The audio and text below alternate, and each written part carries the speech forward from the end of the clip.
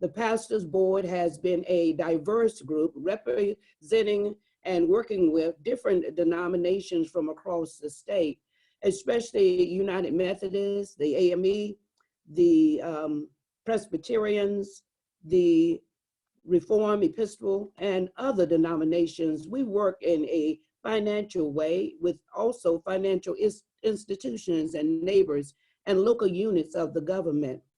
We have a vision, and our vision, we want to be a catalyst. We want to help with more houses of worship. We want to get involved in community development. We want to see the vision. We want you to understand the development process.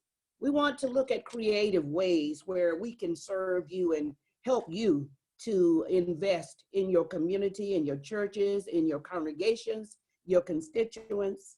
We want to be a diverse stream, an organization where you can tie into so that you can know what's going on in your community. And above all, we want a part of the pie. We want to know that we have ways by which we can converse with each other and help each other in our churches, in our homes, and as individuals.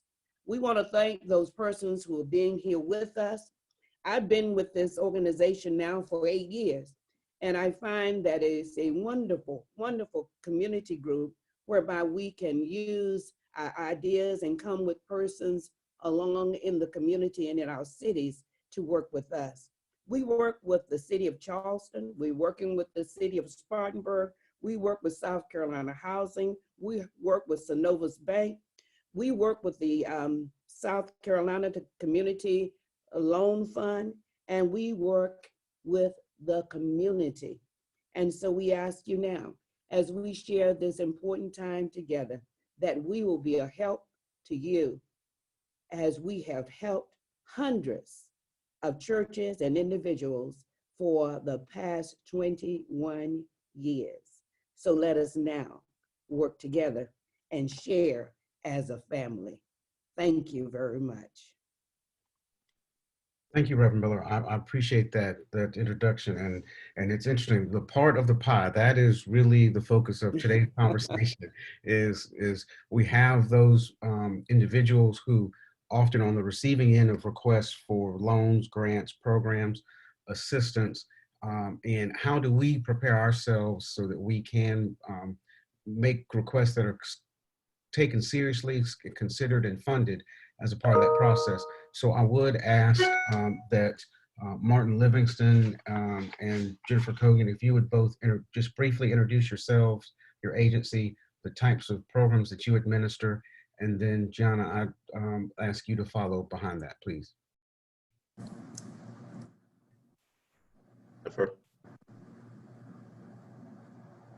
Martin. So my name is Martin Livingston. I'm the Neighborhood Services Director for the City of Spartanburg. The City of Spartanburg receives CDBG and home funds, and we administer those programs in the Community Development Block Grant and the Home Investment Partnership Program, which primarily provides funding for housing. Thank you. Jennifer? Good afternoon, everybody. My name is Jennifer Cogan, and I am the Development Director for the South Carolina State Housing Finance and Development Authority, otherwise known as SC Housing. We administer several different federal and state programs for affordable housing. We have a state housing trust fund. We have the low-income housing tax credit program. We have a multifamily bonds program, the Home Investment Partnerships program, the National Housing Trust Fund program as well. Sounds like we might need to take an hour just to hear from you. Ms. George, thank you very much for that, because we'll certainly want to get into what those different programs mean. Ms. Shaw Johnson. Good afternoon. Thank you, F.A. Johnson, Reverend Miller, and all of the pastors that are participating in the organization and in this effort today. We're pleased to be a part of this effort. I am Gianna Shaw Johnson. I'm the director for the City of Charleston's Department of Housing and Community Development. And our role and mission is to facilitate the development of both affordable and workforce housing in the City of Charleston. We do that in a number of ways through partnerships with both nonprofit and for-profit development entities. We also work to preserve housing in the City of Charleston through a rehabilitation program. Those programs are primarily funded through general fund dollars provided to us by the City of Charleston. We also are a recipient and an entitlement community, as the Department of Housing and Urban Development calls us. We receive as well, very similar to Mr. Livingston, community development block grant dollars, home investment partnership program dollars, and home investment partnership program dollars, and as well housing opportunities for persons with AIDS funding. In addition to that, we have what we refer to as program income that comes back to the department that we have basically leveraged through various loans through the constituencies we serve. The City of Charleston has been a recipient of entitlement funds since 1975. And again, we're pleased to be a part of this conversation today. Thank you. Thank you, ma'am. Well, you know, you've mentioned, the three of you have mentioned a number of different programs and a number of different tools. Quite often I hear the statement or the question, I hear you, there's a grant that we can apply for. I hear that it's eligible for funding. I heard there's a grant for that. So with all that information, the different programs, if you would, Ms. Shaw Johnson, maybe start the conversation from this first segment in terms of how do we get prepared? Some of the common challenges and issues that we see from your standpoint, and key issues that you as a provider and program administrator that you'd like to see addressed. Absolutely, thank you again. So I would say the first point of preparation for a faith partner, be it a church or otherwise, is knowing what your vision is. Before you can apply for the funding that the City of Charleston has or any other entity, collectively and in a unified way, the body that is pursuing those funds should understand and know what is your vision. What would you like to accomplish as a body of people? Are you seeking simply to renovate and sell a property? Are you seeking to renovate and rent out that property for low and moderate income purposes? Or do you want to do a little bit of both? And even before you get into the logistics of who you're targeting and who you want to serve, a meeting of the minds, if you will, should come together with regard to what would we like to see happen with the land that we owned or with the parcel, be it a structure already there that we own, and how we can facilitate an end use. So I think collectively, as a body, that needs to happen before you come to myself or Mr. Livingston or Ms. Coggin. It's important that you have that vision of what you want to do. Once you understand that vision, then understanding the requirements related to each one of the programs. If you're a faith organization, it's really important that you have a 501c3 corporation established, because with federal dollars and likely with state dollars, Ms. Jennifer can speak to this, there has to be a separation of church and state, and thus you need that 501c3 organization in order to pursue those funds. And you will need to be able to present information on that organization in order to actually get those funds in your hand. And so if your 501c3 organization in particular is defunct, or you haven't been active in keeping up with the membership and or the financials, even if you haven't had any actual activity, but making sure you file Secretary of State office requirements and IRS requirements, that's important when you come in for funding, because one of the first things we will share with you is what our program year is, what our application process is, and then get a sense from you of what is your vision and what you want to see happen. And then based on that, we will direct you to the funding sources that are appropriate for the project that you want to see come to fruition. And I can add more, but I'll stop there unless you tell me to keep going. I tell you what, you hold on to a little bit and we circle back. I'll let Ms. Coggin maybe address some specifics now. Okay. A lot of the, common challenges that we see with applicants is, of course, there's more of a need than there is resources available. So our programs that we administer, for the most part, are done on a competitive basis, and there are, some threshold requirements that have to be met to participate or to be considered eligible to be funded. And some of the there can be challenges trying to meet some of those. We have experience requirements. For example, we have a program we administer called the Small Rental Development Program. In that program, we've got some federal dollars available and some state housing trust fund dollars available. But there is a lot of demand out there to access these funds from developers. So there's minimum threshold requirements on your financial capacity based on the size of the project that you're proposing. There's also some experience requirements based on the number of units you're proposing as well. This year we have a set aside in the program, which is set aside specifically for smaller nonprofits to do new construction. We call it the micro new construction set aside. And the requirements for the experience are a little bit less to do those. So you do not have to have specifically experience with federal programs, but you do have to have development experience. So we do realize that it can be challenging sometimes to be able to qualify to participate and request funds. So that was one of the changes we made this year to try to make things more accessible to help people gain experience so that they can come in and be more competitive in future funding rounds. One of the things that I always suggest to folks is when you're getting started and you're trying to get that experience, it can be very helpful to work with a consultant. You can also, start small.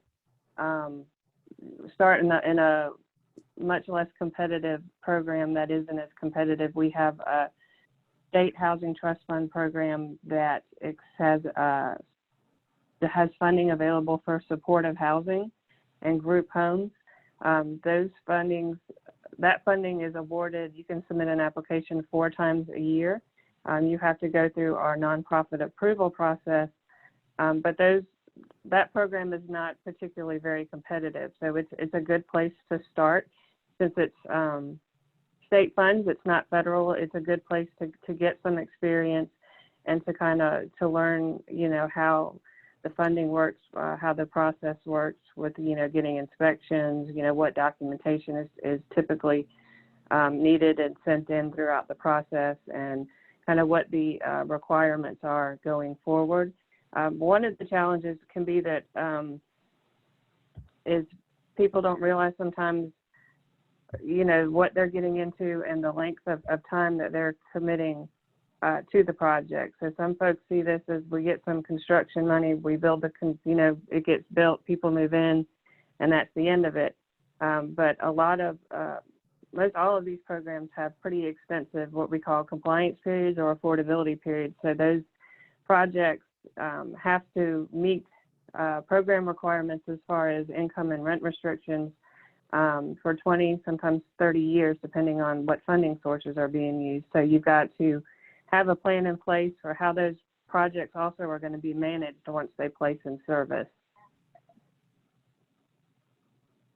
And I guess I'll kind of stop there unless y'all want me to keep going as well, but I could, keep going for a while. Can I ask a couple of follow-up questions? I think for the audience, and I don't want to make assumptions, but if we could talk a little bit more about the micro program and the opportunities that for a smaller nonprofit or a new nonprofit that doesn't have the track record to get started as a point of beginning. You mentioned that one program that you could get access to 4 times a year that included group homes, and I missed the second. What was the second eligible type of activity? It's supportive housing. So those projects are funded through our State Housing Trust Fund program. And we have funding cycles for those 4 times a year. Now, what a nonprofit has to do first is qualify. There's certain criteria that have to be met to be considered an eligible nonprofit to request funding from us. So we have a nonprofit certification process that can be, those applications can be submitted at any time of the year. You don't have to wait for a particular deadline or for us to open it up. There is a nonprofit manual online and an application that can be filled out. Okay. And then I guess in layman's terms, the distinction between the Housing Trust Fund versus the federal funds in terms of the types of projects of what that looks like. In other words, is that single family? Is that 4 units? What does that look like? The difference between those, the types of projects can apply for those. There was which depending on what Ms. Shaw Johnson talked about, knowing what your vision is based on what my goal is in terms of what I want to do, whether I want to do for sale units, rental, which of those am I looking to target? For the programs that we have available currently, and I will say, we change, our programs change annually. We make sometimes significant changes, sometimes it's minor changes. This year is a year where we made some pretty significant changes in regards to how applications are scored. So it's very important that folks get on our mailing list. We have a constant contact where you can pick and choose and select which programs you want to receive notifications for by email. So that is how we disseminate most of our information as far as when application cycles are coming up and kind of what changes are being made to our programs. And it's also one of the ways that we reach out to get feedback and public comments on proposed changes that we are considering putting in place. So right now, we are only funding for construction or rehabilitation. We only fund rental properties. We do not provide any construction financing for home ownership. We have down payment assistance available through our mortgage production staff on the other side of the building. So we focus primarily on really on rental properties over here in the development section. But right now you can in SRDP, we've got the smallest number of units you can apply for would be between 4 and 8, and that's in that micro new construction nonprofit set aside. You can do 9 to 39 units of new construction or rehabilitation in the other set asides. We allow single family rentals. We also allow garden style apartments, townhouses. The type of structure that can be built is pretty flexible. We do have mandatory design criteria and certain standards that we do require buildings to meet so that we can ensure that they are as durable as they can be to keep maintenance costs down, operating costs down as much as possible throughout the affordability period. But so we see projects on one site. We have scattered sites. We have there's a lot of flexibility in that program as to what can be built, and that is a combination of federal dollars and state dollars. We have Home Investment Partnership Program funds in there. We have a National Housing Trust Fund and State Trust Fund. One of the changes we made this year was that you do not have to receive all 3 funding sources. You could potentially submit a project and it could be funded with only home funds or National Housing Trust Funds. So we have tried to make how we award and underwrite those projects as flexible as possible so we can award as many projects as possible out of the funding that we have set aside. We have approximately about $30 million available in that program this year. In regards to the Housing Trust Fund program, we have, if you're an approved nonprofit, you can apply for emergency repair funds to help homeowners for emergency repairs for their homes. There's $10,000 available for each homeowner, up to $10,000. Those applications can be submitted at any time of the year. And then we have what we call an owner-occupied repair, which is it's a higher amount that can be available. It's 20 up to 25,000. Those applications can be submitted quarterly, and those are submitted by, of course, only eligible nonprofits are able to submit those applications. So there is a manual online called the Home Repair Manual, and it explains the process and the requirements and the applications and how those processes work. And that is available on our website. Then we also have, as I mentioned, the group homes and the supportive housing. And the supportive housing can be applied for 4 times a year. And it is, I think, $300,000, and there is some match funding required from that. But those are typically what we see in the group homes is like a one single family home where there are, separate bedrooms for different individuals to live in, and then they share the common space of the living room and the kitchen, so to speak. But there, there's different models for that. We've seen a lot of innovative nonprofits come in with some pretty interesting models and design concepts, and we are hoping to see some of those submitted soon in the SRDP funding round as well. Okay. Well, Jennifer, let me do this. I do want to continue that. I want to let Mr. Livingston get a chance to address, but we do have several questions. And we'll certainly email everyone who we have email addresses for some of the follow-up information. One person asked the website for the manual, so I want to get you to state the website, and then we'll certainly email that out. And then the other question we have is, does a church have to have their 501c3 established for a long time to qualify for the loans? Okay, so our website is www.schousing.com.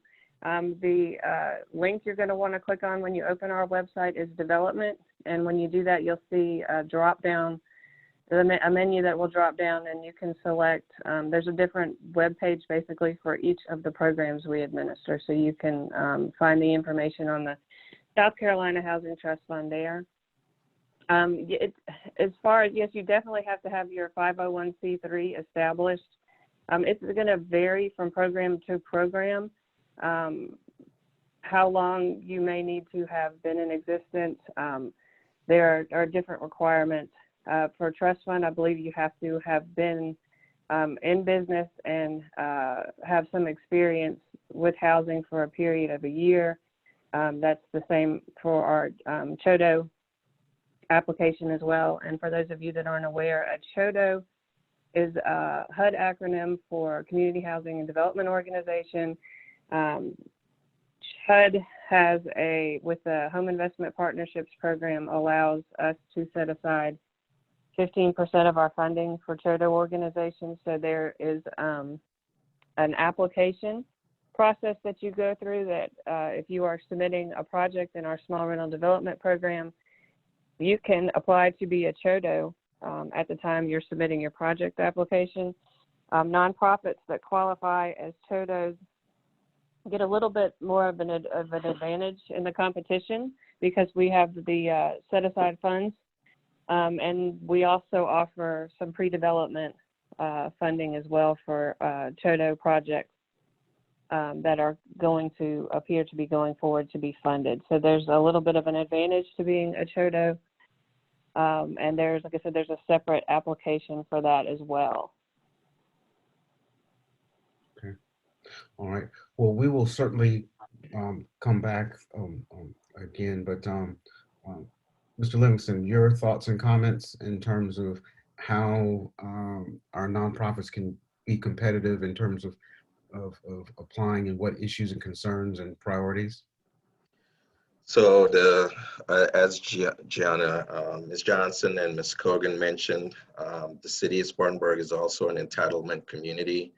That means we receive community development block grants and home partnership funds through an application to the U.S. Department of Housing and Urban Development. So the consolidated plan for the city sets the priorities for the next 5 years. The city of Spartanburg just completed its consolidated plan process last year. So this is our first full year of our 5-year consolidated plan. Hold on, let me put the phone on mute. So we are in a 5-year process of our new 5-year process, and that 5-year process through surveys and community discussions determine what the priorities are for City of Spartanburg. That it's infrastructure improvements, affordable housing, and public services. So those are the priorities we're going to be looking for when someone submits an application to the city. The community development block grant funds that we receive is a little bit more flexible, allows nonprofits and for-profits to submit applications to provide services to low and moderate income residents. That means 80% of median income, families that meet the 80% of median income requirement. For the City of Spartanburg, for a family of 4, that's about $46,000 or less. And it also can assist families that are homeless, programs for families that are homeless. Our home program is similar to the state and to Charleston as well. It's an application process for for-profits and nonprofits that are doing affordable housing. Typically that's new construction, and we also support our CHODOs, which is Community Housing Development Organizations, as Ms. Kogan mentioned. When we're looking at applications, whether it's CDBG or home, for CDBG especially, we're looking for past experience. We're looking at your process. A lot of community development block grant funding requests are for public services. So we receive a lot of requests for funding homeless shelters, funding shelter for women that are abused or children that are abused, services for lower to moderate income residents, such as after-school programs. The CDBG program is flexible enough to support those kinds of programs and allows us to fund nonprofit organizations that have 501c3 that have supported those programs. Typically, it has been a nonprofit organization. We have not received a whole lot of requests from for-profit organizations to provide those services. We're also looking for, at your process and competency. One of the biggest issues we run into is we'll ask a simple question of how many people will you serve and what is your client base? We see the responses, and it's very passionate about the program and program requirements, but then they fail to forget to answer the question that we've asked, which is how many people are you going to serve? What is the composition of the group that you're going to be service? And that primarily gives us an idea of questions asked, give us an idea of the competency of the organization. We're looking at capacity of the organization, how many people they can serve, can they get the funds spent in a timely manner? We're required to have, for the CDBG program, in our program design, quarterly reporting. So are you submitting your quarterly reports on time? And the clients that are going to be benefiting from the program. We're also looking at your board composition and management. If your board never changes, there'll be questions about that. And if your board leadership never changes, there'll be questions about that as well. For CHODOs, community housing development organizations and developers, we're looking for past experience and level of experience. If you're a first-time applicant, but you want to do 20 housing units, we don't have enough funds for 20 housing units, but that's an example. If you want to do 20 housing units, but you have not built one or developed one and you don't manage any at all, that's considered high risk, and your application may be viewed differently from someone who's going to do only 5 units, but have developed 5 already. And so those are the kinds of things that we're looking for in the application process when we're reviewing applications that are submitted to the city. That's awesome, thank you. I guess before I ask my questions, there were a couple of other questions that have come up on the chat. Are these programs for faith-based organizations only? And I'll let the three of you respond to that. And then one question in terms of pastors being a Chodo, and anyone else being a Chodo that's willing to mentor small nonprofits that as they move forward with getting certifications. I will say this: Pastors Inc. is a Chodo. It does have the designation as a Chodo, both with the city of Charleston, Charleston County. I think we've had it with the state in the past, but the state does an annual certification, so it's just a matter of each year submitting. But now they do that as a part of projects in the past, and I guess I should let maybe Jennifer address that. But in the past, you would submit each year. Now the state housing is asking for those applications as projects are being submitted, unless you have an existing one that's being monitored. And I'll let our speakers address other Chodos that work within their own jurisdictions, but Pastors certainly does look to mentor other nonprofits, other churches. And one unique item that I think has been consistent across the conversation, Pastors has worked with a number of churches to be that experience on new projects. So not only doing projects independently for pastors itself, but doing them on behalf of the churches. And assisting and building that internal capacity as a part of that. So I guess maybe, again, before I start asking some other questions, maybe Ms. Shaw Johnson, do you want to weigh in on the Chodo issue and any programs being limited to faith-based organizations, and then Mr. Livingston and Ms. Jennifer as well, if you want to address those.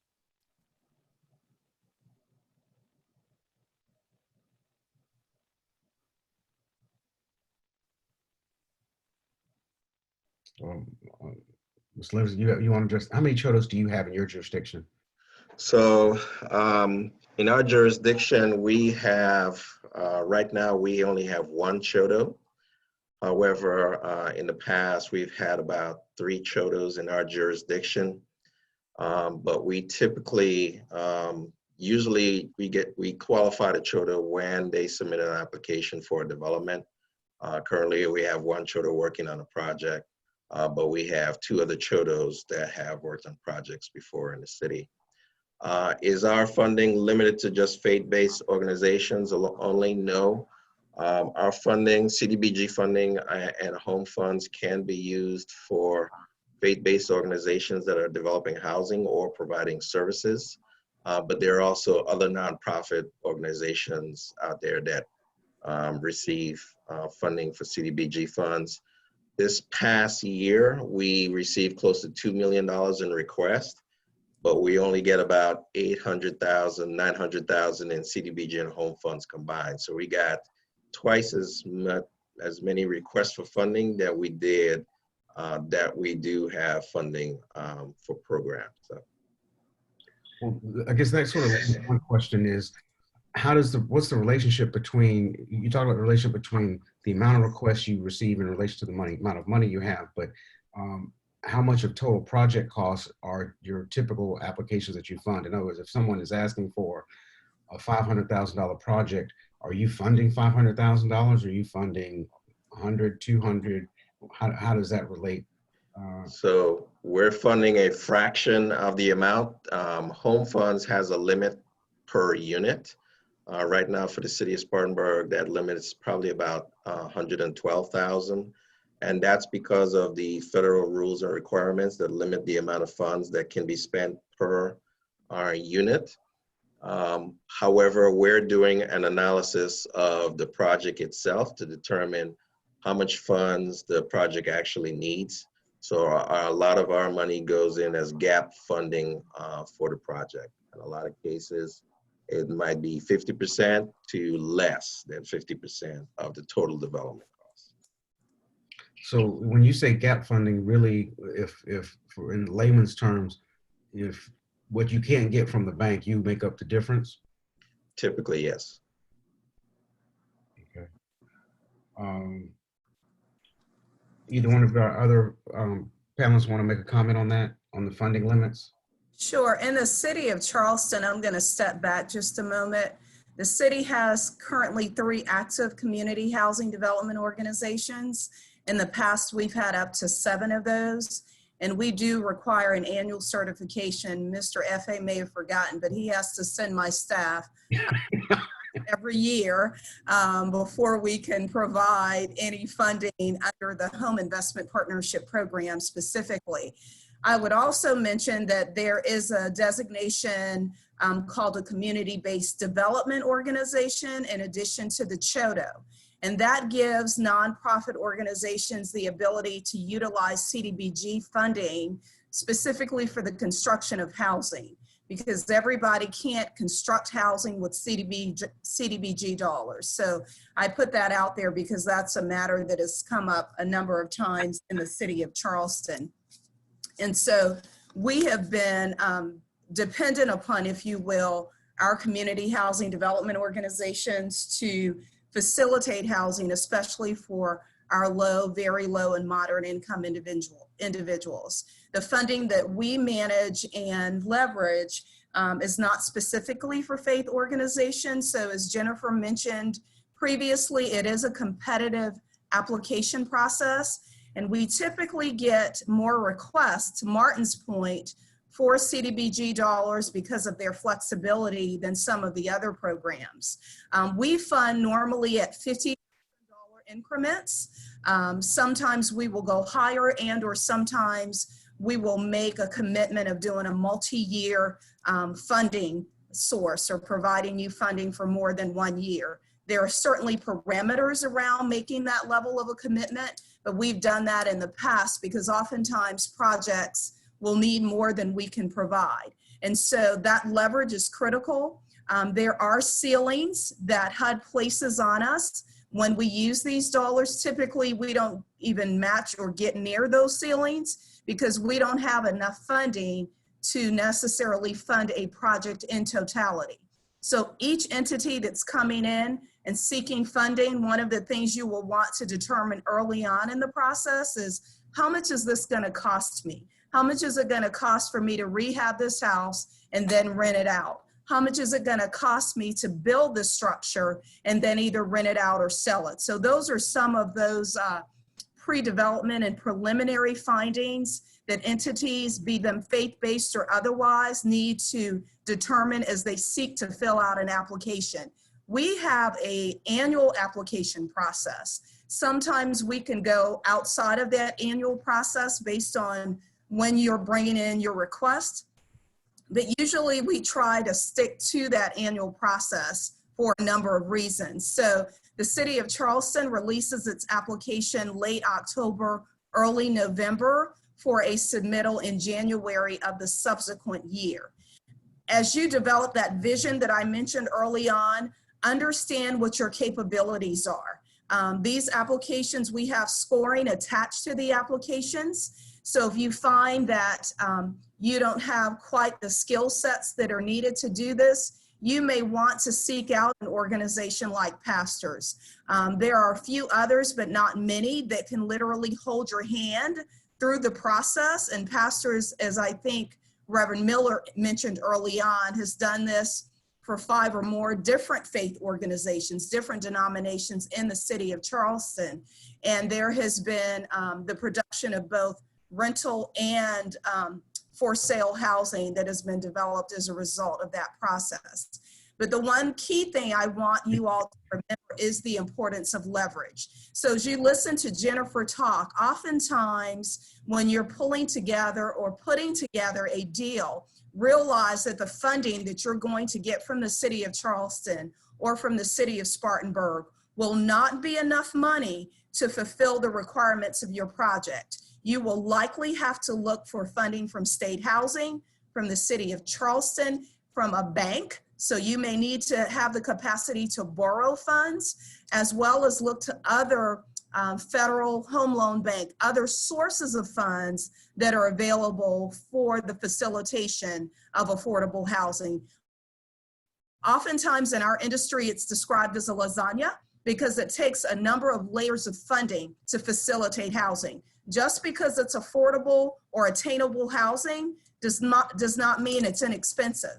Just like it costs money to build that market rate housing, it costs money to build affordable housing. And as we've seen over the last several months, and in fact, over the last several years, construction costs have gone up. And so having someone on your side or someone that you can consult relative to all of these processes will ensure your success when you submit an application. My last point on this is don't wait until the last minute and think that you will be successful at an application. Because if you submit one that is incomplete, the likelihood of your being funded is very unlikely. So I would say start a year or two early for a local government process, and especially for the state process as well. One of the programs that State Housing runs that has been critical for our state as a whole in producing rental housing is the Low Income Housing Tax Credit Program. I don't know where we would be as far as rental housing if it were not for that program. Typically, organizations start at least 2 years in advance to have funding ready, to have their projects and proposals ready to submit for low income housing tax credits. So I leave you with understanding the importance of leverage, understanding the importance of partnership, and understanding the importance of preparation in order to be successful at what you want to accomplish. Thanks, FA. Thank you, ma'am. I appreciate your comments. Can I just ask you one follow-up question? Sure. Mr. Livingston raised the question under the conversation of CDBG about public services. Yes. After-school programs, shelters, and I know that our faith-based community, while certainly concerned about housing, both rental and home ownership, is also concerned about public services and outreach. And maybe you can also do a little bit of insight in terms of the competitiveness for those CDBG dollars versus the home dollars, and the fact that I believe that the public services falls under the CDBG. And Correct. And so Correct. what is So each local government is provided, when you're provided community development block grant dollars, you can spend 15% of that allocation on public service projects. And as Martin described, that can be for a health and human services project, a daycare, and of course, remember, there are other requirements. It could be to support a GED program that your church wants to facilitate. So CDBG dollars lend to the great flexibility for the type of programs and projects that faith organizations, beyond just housing, those other programs that you want to facilitate that allow you to have a greater reach in the community. You still have to facilitate that application process and realize that you're not the only one coming in. So have other funding sources identified. Sometimes, for instance, if it is $25,000 that you're looking for from the city, you will likely want to have other organizations in mind that you can pursue the balance of those funds from.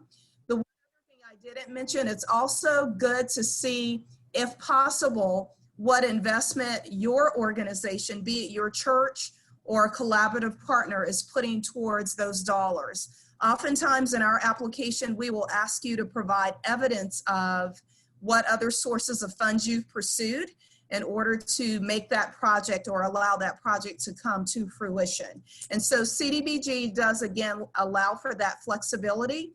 And you want to realize that there is still a limit on how many, quote, public service projects can fund within a program year. And HUD will slap us on the hands if we go over that 15% threshold. Thank you. And I think that in comparison to the interest and demand, I think that 15% is important to keep in mind. Yes. Is to say that the vast majority of those funds are going into infrastructure, water, sewer, housing, hardscape, physical development as a part of that.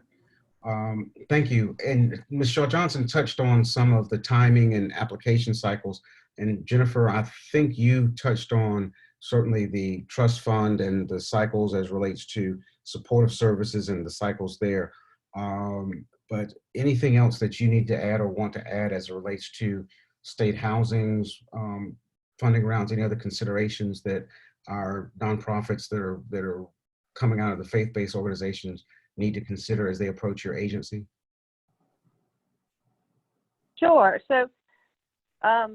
the way maybe it'd be good if I kind of explain how our process works throughout the year. So in the late summer, early fall is kind of what we are in, what we call our planning process. So during that time, we are thinking about changes that we're going to make to our programs, what programs are going to be available. And we are kind of making those decisions at that point in time for pretty much all of our programs. And then what we do is we put out we put out a draft usually of manual with changes for the different programs and ask for feedback, public comments, to try to gauge, whether or not we think those changes are going to work or if we want to move forward with those. We have roundtables for our LIHTC program every year. We will have a roundtable as well for our small rental development program, and we host public comment sessions so we can get feedback. And then we also have application workshops every year. Once we finalize our manuals, we will put out a registration notification so that folks can sign up to attend the workshops that we have. They're free of charge. They're held here in Columbia, usually in one of the hotels. So during those workshops, what we do is you've got a copy of the application and the application manual, and we walk through the process of how to complete and fill out the application, and we answer questions about, that developers have about what's needed, but we explain, what needs to be provided with the application. And we go over the scoring criteria, we go over threshold requirements, things like that. And then in the spring to the late summer is when we'll have the application deadlines, and they're different for each program. So the LIHTC application, we pushed the deadline back this year because of what's going on with COVID. So those applications are now due in June. Our small rental development applications, we did something different this year with that application. We have a 2-tier application process. The tier 1 applications are due in the middle of May, and the tier 2s are due at the end of July. And one of the reasons why we split the application up is because every year we'll get applications, and one thing to keep in mind is that it's not free to apply to put an application together. There's a lot of the pre-development activities that Giona was talking about that you have to do and pay for and submit with your application. So every year we have folks who have spent money on appraisals, market studies, plan specs from their architect, and they get pretty, they can get pretty upset or pretty disappointed when they find out that they've gone ahead and they've spent all this money, put the application together, and they don't get funded. So that is something that always people need to keep in mind. It is a risk, and it can be expensive to apply for some of these programs, and a lot of it depends on how many sites you have, whether you're working with one site, if you're doing a scattered site, and then there's also application fees as well that vary from program to program. Some of the more complex programs like LIHTC and the bond program can take a considerable amount of money to put an application together. They involve there's a lot of lawyers that are involved with those, so there's a lot of legal fees that can make that process expensive. So I tell people, we've got our manuals online. Even if there's not the one that's out yet for the current program year, you can always access the ones that were that we had in previous years to kind of give you an idea of what is expected in an application. Even though we change them every year, the core items and criteria that need to be met, especially in regards to some of the federal requirements, those don't change. And there are certain things like sometimes we have to disqualify an application because it isn't in compliance with a federal regulation. And we see this a lot of times, sometimes with rehabs when There is the Uniform Relocation Act that has to be in compliance, and there's certain notifications that have to be provided to tenants, and some of those sometimes aren't met when the applications are turned in, so they can't go forward. There's also, you know, your site is so important. We see a lot of times people come in and they've got this land that's been donated and they want to build on it. And then what you've got to take into consideration is this a good site to build on? Our applications require geotechnical reports, you know, soil borings, so people can get a better gauge or expectation of how much it's going to cost. It can be pretty easy to put a cost estimate together when you're looking at vertical construction, but there are a lot of variables in place when you're looking at your site work. We see most of the change orders and issues that drive projects over budget coming from issues with the site. So in the last few years, one of the things we started to do was make sure that folks get those geotechnicals early in the process rather than later, so we can get a better gauge on how much it's actually going to cost to build. When you are considering as well applying for any type of, you know, the federal, the home dollars, the CDBG, there's also an environmental process that has to go through to declare, make sure that the site is going to be eligible. So there are sometimes when a site is proposed and we go through the environmental process and it's deemed ineligible because of that. So there's a lot of regulatory requirements that can prevent a project from moving forward. So it's really important to, you know, be aware of those regulatory requirements, to be in compliance with those. If you're not familiar with them, they can be sometimes they can be a little bit overwhelming. There's many of them, and it can be hard to keep them all straight. That's why we go over those in great detail at our application workshop. And we're also, we've got information online. HUD has a lot of information on the HUD Exchange as well, where you can access information about those regulations. And then, you know, some folks decide to work with consultants that are really familiar with those regulations to help manage them all. Thank you.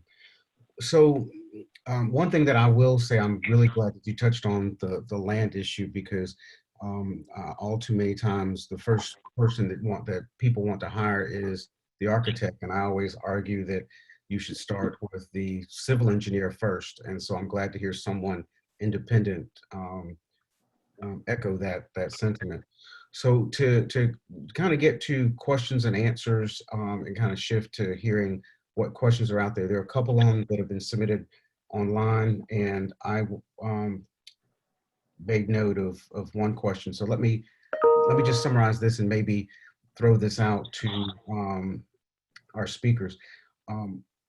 One is a question as it relates to, does the census have an impact on the amount of money given to a certain county or nonprofit? And then one as it relates to, can a realtor get involved to help sell any of the homes that are being built? And if so, what is the process?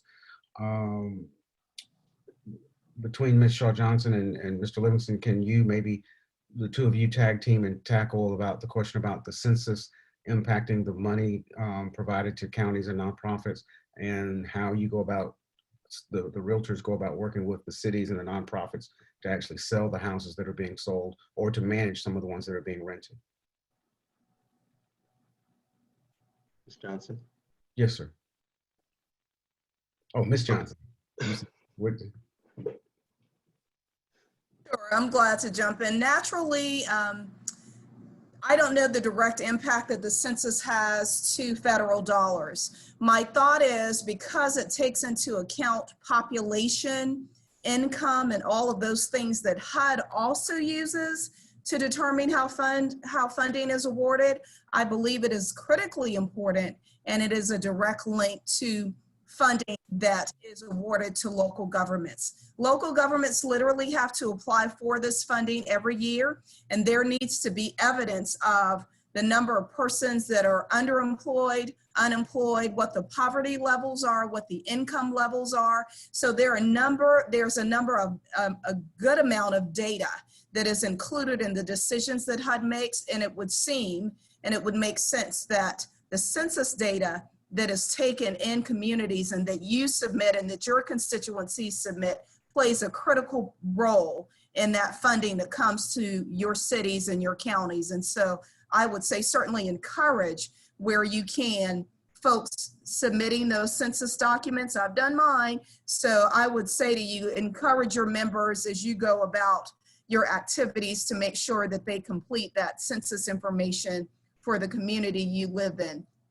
We've had realtors participate in the for sale component of the programs that we manage. We have a first-time home ownership program that we facilitate here in the department. And I think we've probably done over 140 houses to first-time home buyers. And so oftentimes we don't necessarily go out and seek the assistance of a realtor. However, if a client who is interested in a house that the city or a nonprofit partner has helped to build, that realtor's funding would play a part in or would be paid from the proceeds of that sale. So we make that happen. We do remind, that first-time home buyer that it's important that they understand the role of the realtor in the process, as well as that nonprofit organization that has either constructed or reconstructed that house that is then made available to them. Thank you. Thank you.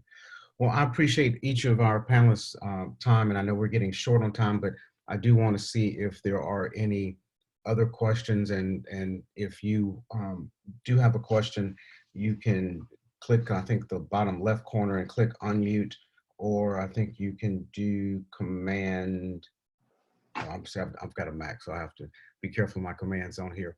But let me just touch on the realtor issue. I think that our real estate professionals, I think, are uniquely positioned to work with our faith-based organizations, our houses of worship, and help identify potential projects and help walk through this process.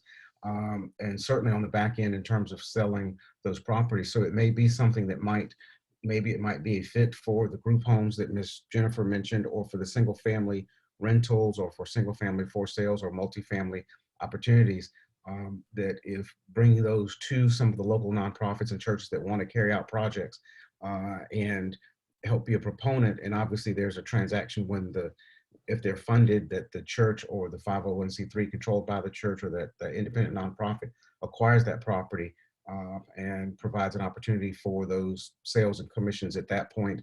And then on the back end, if it's a for sale unit, to produce a sale from that standpoint. I do, again, any questions that someone wants to bring forward before we wrap up and conclude?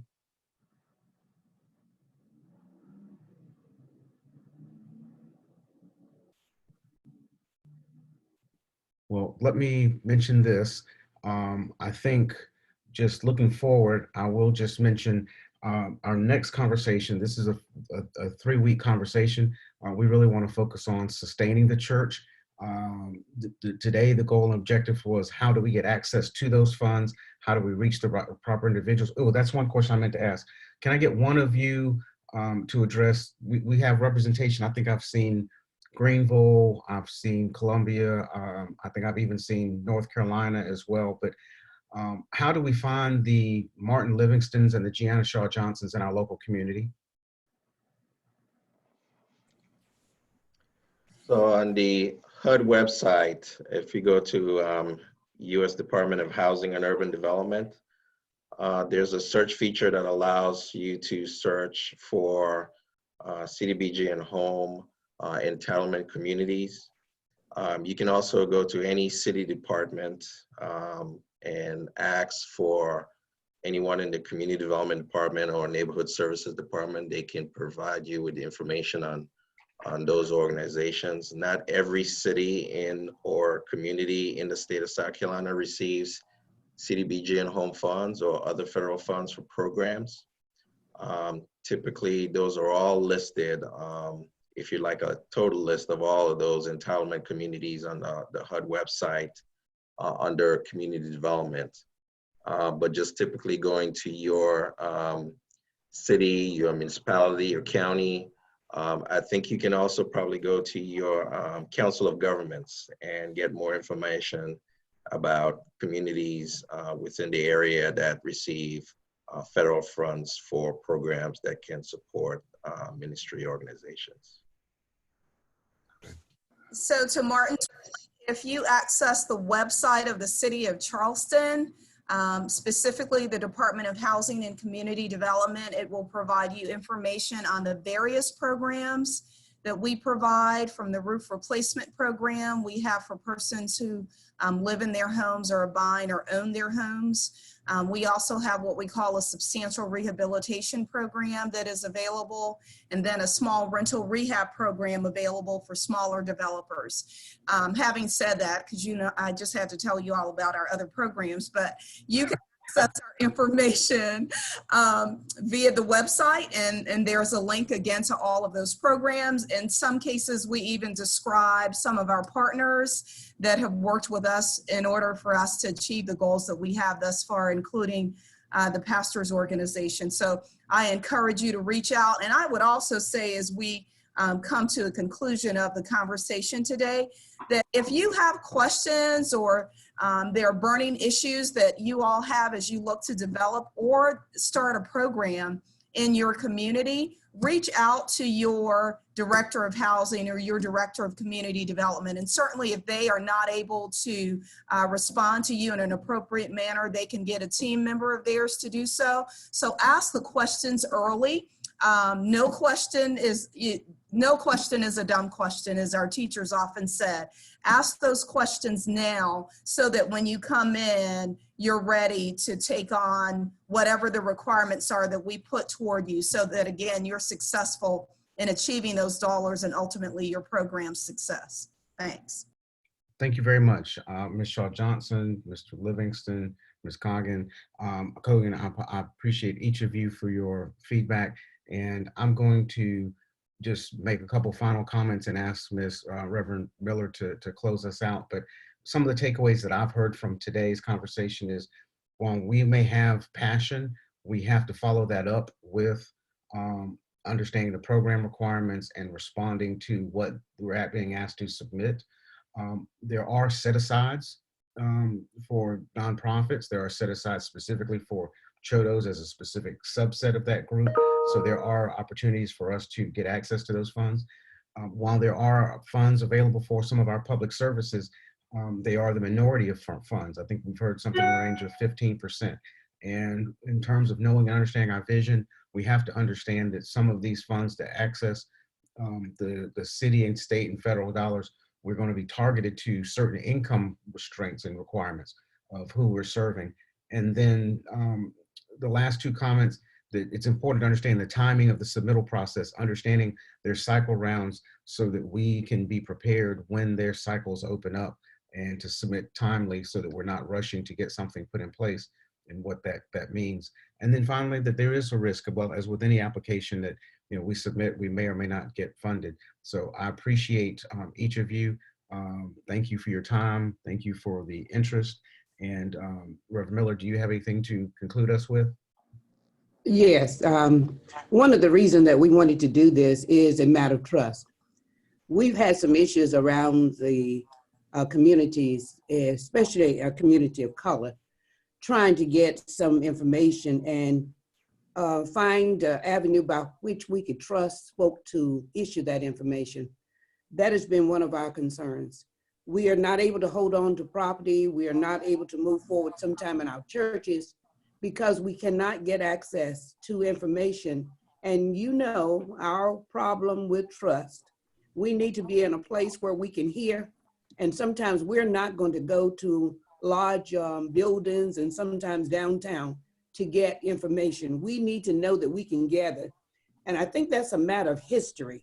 And we've carried that over for so many years. So those who are sitting in the seats, those who are up front, sometimes we need a smaller, organization, a smaller coming together, just like this, so that we can hear and so that we will not be afraid to share what my daddy used to say, share our business.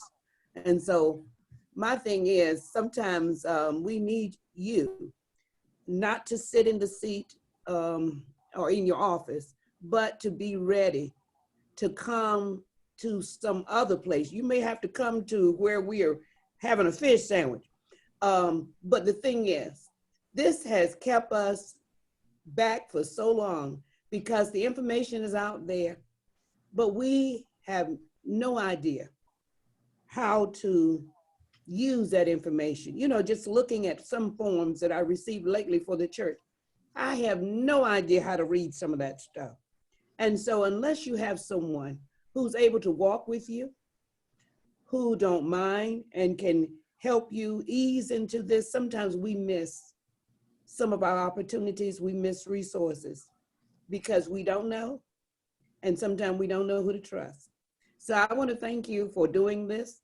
This idea came some time ago because we're worried about our constituents, we're worried about our people, and we're worried that we're losing and we're falling far behind. We're losing our property, and sometimes we're losing family because we cannot carry on, and we don't know where to go and who to ask. So thank you for answering a lot of questions, sharing a lot of information, and thank you for the job that you do for us every day, because when you're out there, we're out there. Let us pray. Is there anything else, Fred, before? No, ma'am. If you bring us in a word of prayer, thank you. Thank you, Father, for this day. We thank you for the opportunity. We thank you for those who are on the front lines. We thank you for those who have shared this information and the wisdom and the knowledge that you've given each one of them. And we want to know them to know that we're proud of the work that they do. We want to thank you for allowing Pastors Organization to exist. But most of all, we want to thank you for just being God. And beside you, there is none other. And now as we go to our respective places, we ask you to watch over us. As we live during this time of pandemic, we ask that you will come and be with us and let us know that this too shall pass. In the name of the Father, the Son, and the blessed Holy Spirit, we thank you right now, O Lord. Amen. Amen. Thank you. Thank you. God bless you. Good job. Thank you.